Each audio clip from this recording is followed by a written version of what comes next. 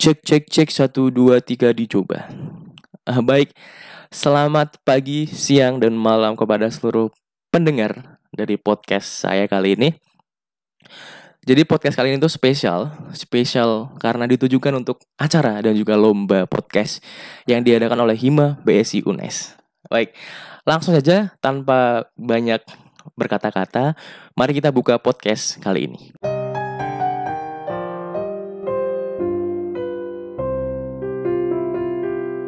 Oke, baik teman-teman. Eh, Selamat datang di podcast kali ini. Entah kalian berada di mana, kapan kalian melihatnya, semoga kalian selalu baik-baik saja dan selalu optimis dan juga selalu tetap semangat walaupun pandemi sedang melanda negeri ini. Kita harus tetap optimis, kita harus tetap kreatif sesuai dengan tema podcast kali ini, yaitu berkreasi dengan bahasa pada masa pandemi. Oke, baik, sebelum kita mulai podcast kali ini, saya mau memperkenalkan diri terlebih dahulu. Perkenalkan, nama saya Saidul Mubin. Saya adalah mahasiswa semester 3 tahun kedua kali ini di salah satu universitas di Yogyakarta, yaitu Universitas Pembangunan Nasional Veteran Yogyakarta. Khususnya spesialisasi di jurusan Ilmu Hubungan Internasional. Jadi saya akan melihat tema besar kali ini dengan kacamata atau sudut pandang dari mahasiswa hubungan internasional. Jadi dalam studi saya di UPN itu saya memperoleh beberapa mata kuliah bahasa.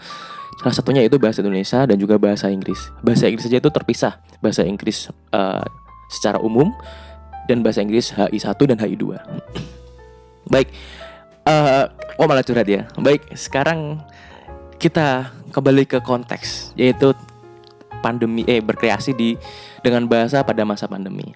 Jadi di pandemi ini tuh kita tuh curhat lagi sebenarnya sih. Sebenarnya podcast ini tuh kita sama-sama belajar, kita sama-sama saling tukar pikiran. Karena pandemi seperti ini, jadi kita kurang kontak dengan orang lain. Ya, kontak dengan orang lain namun secara virtual. Kita mungkin ngechat mereka via WhatsApp, kita mungkin nge-direct message mereka secara via Instagram atau yang lain-lain. Mungkin kita juga bertemu tatap muka namun tidak secara langsung, secara virtual dengan media platform. Banyak sekali media platformnya, seperti Zoom, Cisco Webex, Google Meet dan sebagainya. Nah, kuliah saja kita itu secara online. Nah, itu sangat mengurangi kontak kita dengan dosen, kontak kita dengan teman-teman kita untuk berdiskusi, untuk presentasi dan sebagainya. Apa sih hubungannya hal seperti itu dengan bahasa? Jadi seperti ini.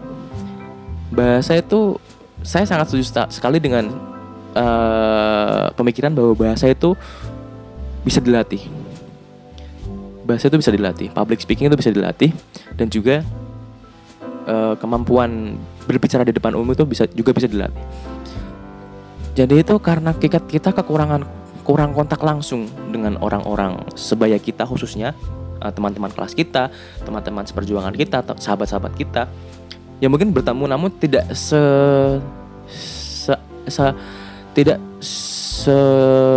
sesering dulu. Jadi hal itu akan menimbulkan yang namanya kita itu kurang untuk berbicara. Nah, jika kita kurang untuk berbicara, tentu kemampuan bahasa kita itu lama-kelamaan akan kurang terlatih. Jadi itu diksi-diksi dan juga seperti, atau bisa kita, kalau di bahasa Inggris ada namanya vocabulary, ada namanya kosakata dalam otak kita itu akan jarang digunakan, dan otak kita tuh sangat complicated, sangat rumit. Jadi dan juga sangat efisien sekali. Jika misal kita tidak membutuhkan sesuatu, maka otak kita akan membuangnya, seperti kenangan mantan. Nah, jadi karena banyak yang bilang kenangan mantan kok gak hilang-hilang gitu loh. Saya kok masih belum bisa melupakan dia. Karena kalian ingat-ingat terus, jadi gak bisa hilang. Kalau kalian gak mikirin itu, kalian melakukan kegiatan lain, kalian sibuk dengan kegiatan lain, kalian akan lupa dengan kenangan itu. Tapi kalau kalian sering ingat terus, ya akan keingat terus gitu loh. Otak kita itu akan kenangan, memori ini sangat dibutuhkan jadi tuh otak akan merespon bahwa memori ini tuh sangat berarti bagi kita gitu. Jadi akan disimpan terus gitu loh, di dalam penyimpanan di sini. Jadi oke, itu curhat sedikit ya. Jadi mungkin beberapa teman saya sering curhat dengan saya seperti itu. Nah, jadi bahasa, kita lanjut lagi dengan bahasa. Jadi karena kita kurang kontak dengan teman-teman, terutama dengan teman-teman kita saat kegiatan akademik ya, khususnya karena saya sendiri sebagai kalangan akademis, sebagai mahasiswa, tentu saja sangat direpotkan dengan keadaan pandemi seperti ini.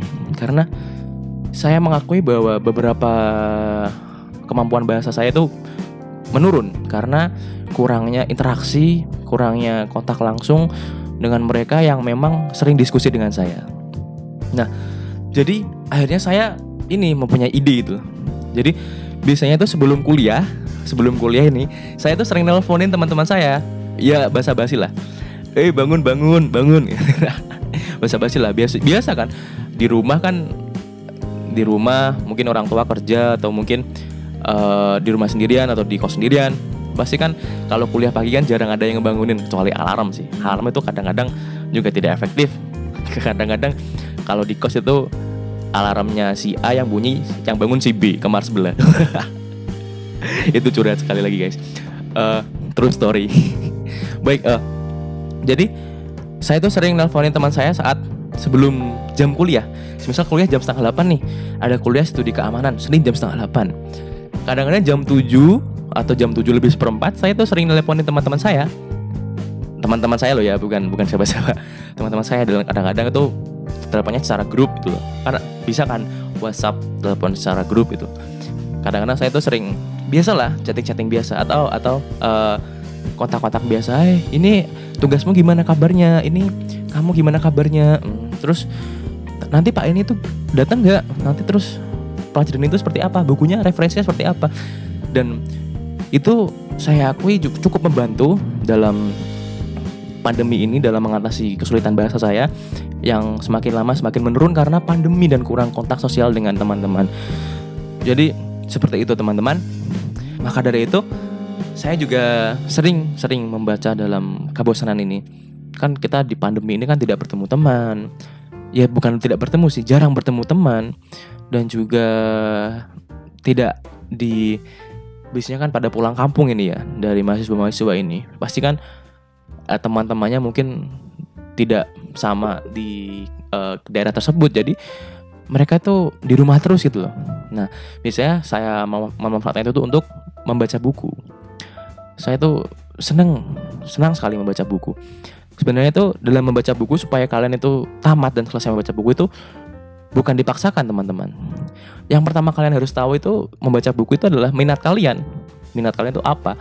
Seperti saya suka dengan studi keamanan dan juga studi politik. Nah, saya itu akan mencari buku yang sesuai dengan itu, sesuai dengan tema itu. Misal ada buku pengantar studi keamanan.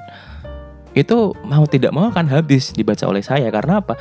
Ya karena saya minat gitu loh. Saya tertarik dengan kajian itu. Jadi kalau kalian ingin membaca buku supaya cepat selesai dan juga enak dicernanya, ya cari yang sesuai minat kalian. Jangan paksa diri kalian. Karena jika kalian paksa maka kalian akan stres.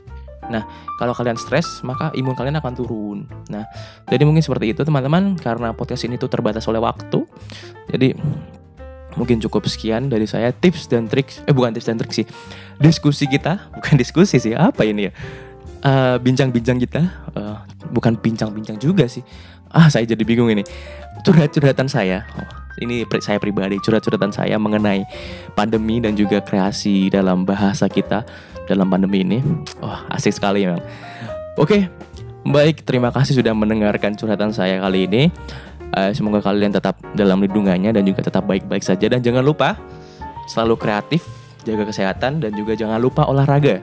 Karena itu sangat penting sekali. Jaga kesehatan dan tetap olahraga dan tetap kreatif teman-teman. Terima kasih. kita tutup podcast kali ini.